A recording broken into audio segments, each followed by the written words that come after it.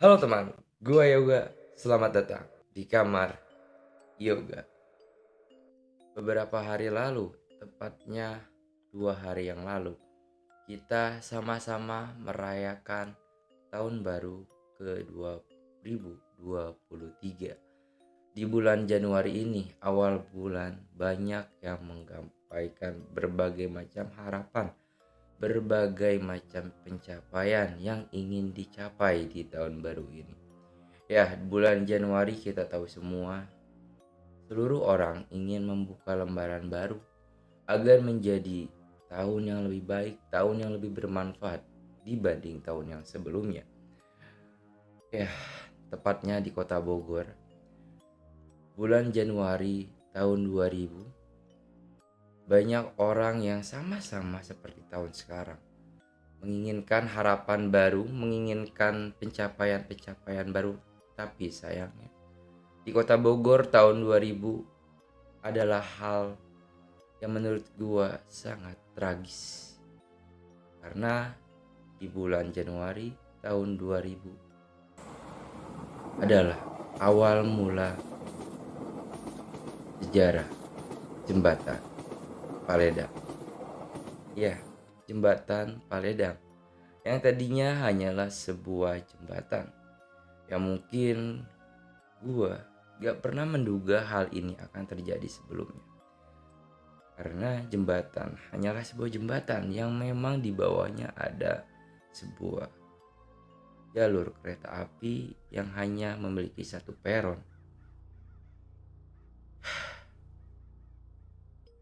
Mungkin banyak dari kita warga Bogor yang tidak terlalu mengenal sejarah dari jembatan Paledang ini.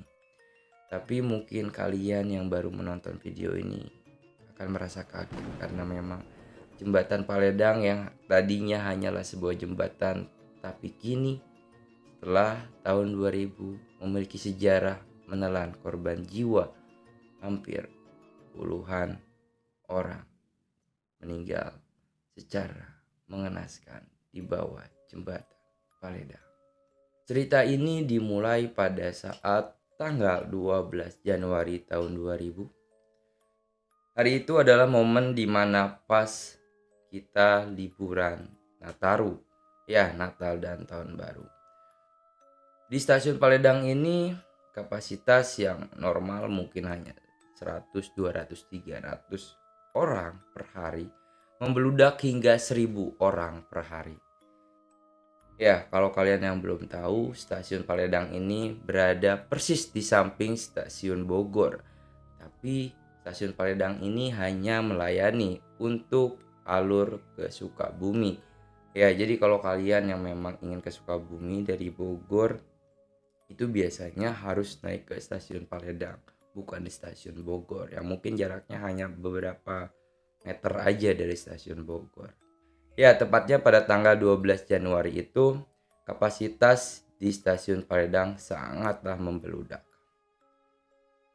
Anak-anak yang ingin berlibur ke Sukabumi, yang ingin berlibur naik ke gunung, mereka sangat antusias menaiki modal transportasi kereta api ini. Ya mungkin kepala stasiun tidak menyangka hal itu akan terjadi. Karena bayangkan, dari biasanya hanya 300 orang, kini di stasiun Paledang hampir 1000 orang. Wow. Ketidaksiapan dari kepala stasiun itu yang menurut gua menjadi awal tragedinya jembatan Paledang. Orang-orang mulai bernaikan pada saat kereta datang. Ada yang masuk ke dalam gerbong dan ada juga yang naik ke atap gerbong kereta.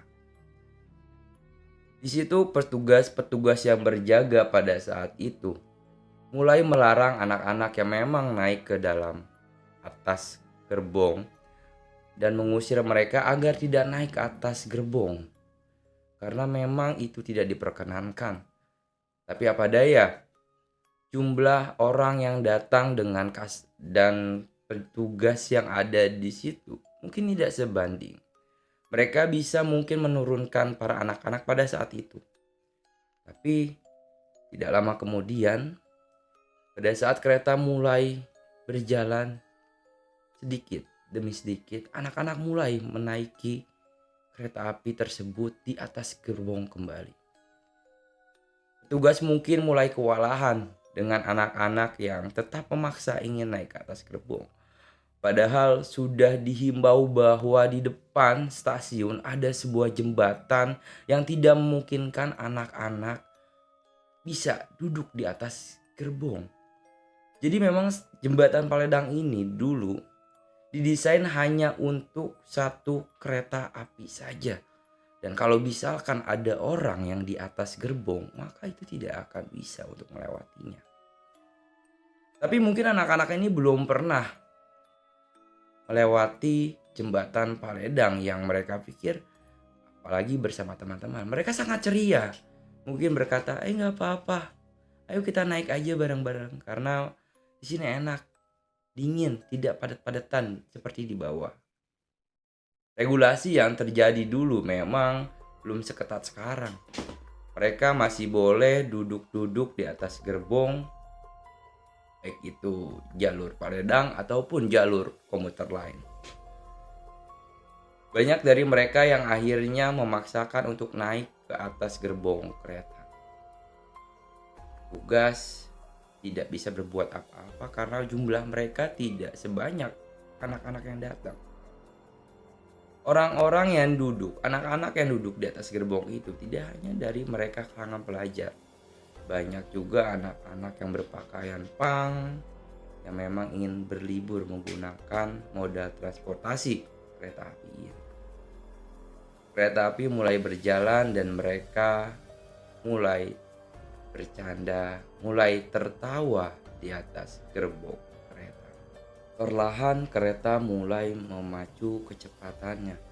Masinis mulai berpikir bahwa di atas gerbong itu sudah clear. Karena memang sebelum kereta berjalan, beberapa petugas sudah menurunkan anak-anak yang ada di atas gerbong. Masinis mulai memaju kecepatan kereta hingga dia tidak lupa mungkin mengecek kembali keadaan di atas kereta. Ternyata di atas kereta ini banyak anak-anak yang masih duduk santai, tertawa gembira di atas kereta. Kita sebutlah namanya Andy. Andy adalah anak yang duduk paling depan di atas gerbong kereta. Andy awalnya hanya bisa tertawa, hanya bisa bersenda gurau karena memang ini mungkin pengalaman Andy yang pertama menaiki kereta bermain bersama teman-temannya. Perlahan masinis mulai memaksimalkan kecepatan kereta. Hingga pada saat jarak mungkin hanya beberapa meter dari terowongan, Andy mulai merasa gelisah karena Andy adalah orang pertama yang paling terdepan melihat bahwa di depan ada jembatan yang mungkin dia tidak akan muat apabila dia duduk di atas gerbong kereta. Andy merasa panik dan Andy mulai berteriak dan mengingatkan teman-temannya bahwa di depan ada terowongan, di depan ada terowongan. Tapi apalah daya Andy, teman-temannya sedang asik bercanda gurau, tertawa, karena sama dengan Andy awalnya. Ini mungkin pengalaman pertama mereka menaiki kereta api melalui jalur Paledang. Tidak ada yang mendengarkan Andy bahwa di depan beberapa meter lagi ada terowongan. Andy hanya bisa pasrah, Andy hanya bisa ketakutan. Gimana caranya? Karena kecepatan kereta pada saat itu mungkin sudah di angka maksimal.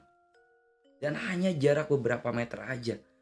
Yang pada akhirnya Andy mulai memperingatkan teman-temannya dengan cara dia menggoyang-goyangkan teman-temannya bahwa memperingatkan di depan ada terowongan, di depan ada terowongan. Tapi apalah daya, kecepatan kereta yang sudah di angka maksimal ini semakin lama semakin cepat. Dan tepat sebelum Andy berhasil mengingatkan kepada teman-temannya bahwa di depan ada sebuah terowongan ataupun jembatan, kereta ini sudah tidak bisa berhenti lagi. Dan Andy adalah orang pertama yang badannya terhempas karena kereta menabrak jembatan Paledang. Kecepatan kereta yang memang sangat cepat pada saat itu melaju hingga badan-badan manusia yang ada di atas gerbong itu tidak bisa terelakkan lagi akan tabrakan dengan jembatan. Dar! Bunyi dari tabrakan kereta dan juga jembatan. Kalian bayangkan, bukan kereta yang menabrak jembatan, tapi tubuh-tubuh manusia yang menabrak jembatan.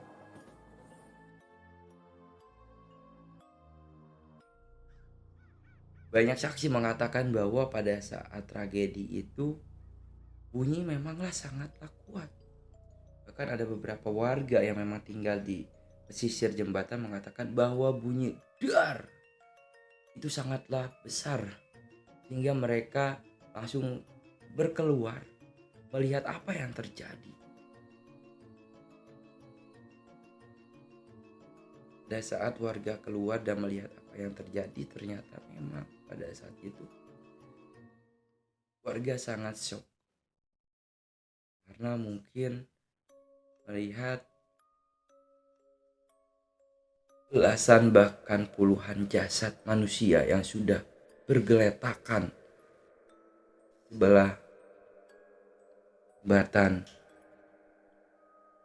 Paledang ini. Kondisinya sangat mengenaskan. Ada yang kepalanya terpisah dengan badan. Ada yang memang tubuhnya sudah tidak bisa, gue bilang itu adalah tubuh, sudah mulai berserakan. Ada beberapa anak-anak yang memang panik lalu lompat dengan kereta dengan kecepatan tinggi hingga badannya sudah berpisah.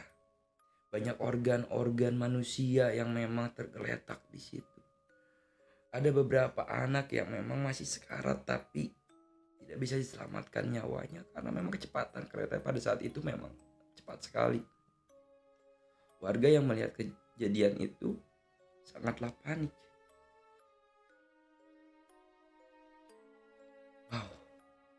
Warga yang melihat kejadian itu mulai menelpon polisi. Polisi pun mulai berdatangan melakukan evakuasi,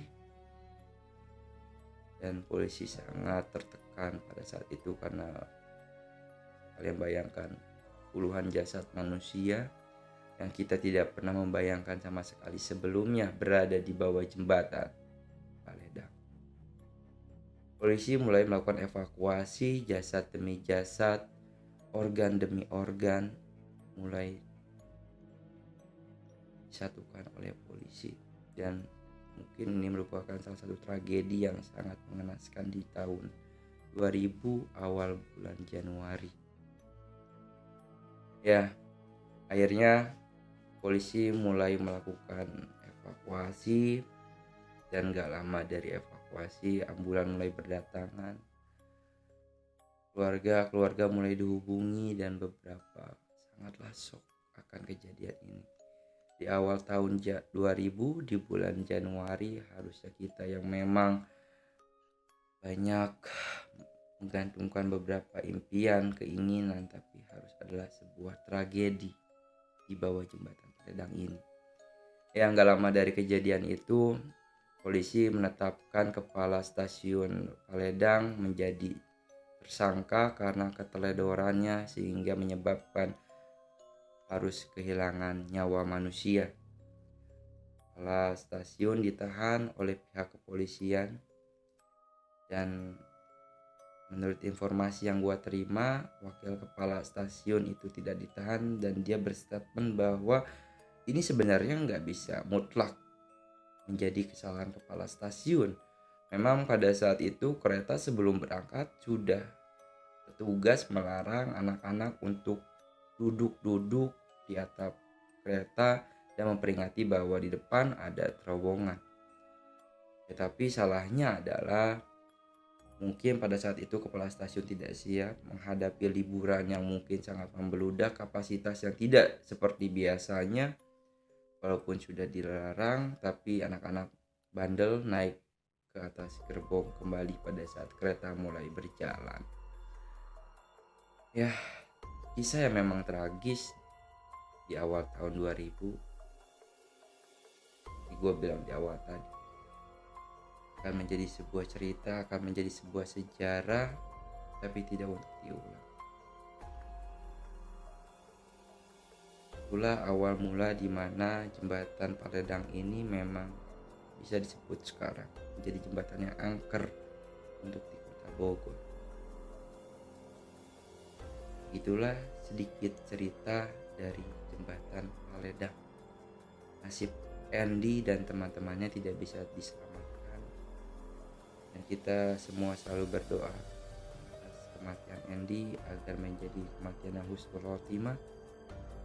Seluruh anak-anak yang ada di tempat itu saat itu semoga diterima amal ibadahnya dan ditempatkan di surganya Allah Subhanahu wa Ta'ala. Ya, jadi itu adalah sebuah sepenggal cerita dari jembatan Paledang. Semoga kita semua bisa mendapatkan hal positif, dapat mengambil poin-poin positif dari cerita yang tadi gua bawakan. Ya lagi, peraturan dibuat bukan untuk dilanggar, tapi untuk ditaati. Dan apabila kalian melanggar peraturan, maka konsekuensi yang akan kalian terima. Semoga tragedi seperti jembatan Paledang tidak terulang kembali, dan seperti yang gue bilang tadi, kita doakan semoga jasad-jasad anak-anak yang ada di jembatan Paledang itu diterima oleh Sang Maha Kuasa. Oke, gue Yoga. Terima kasih teman-teman yang udah mampir di kamar yoga. Semoga segmen horor ini dari jembatan Paledang bisa menjadi cerita yang menarik untuk kalian. Dan jangan lupa buat kalian yang baru nemu kamar yoga, dibantu klik tombol subscribe-nya, di like, di share, dan di dislike videonya kalau kalian gak suka. Gua Yoga, selamat datang dan selamat berjumpa kembali di kamar yoga.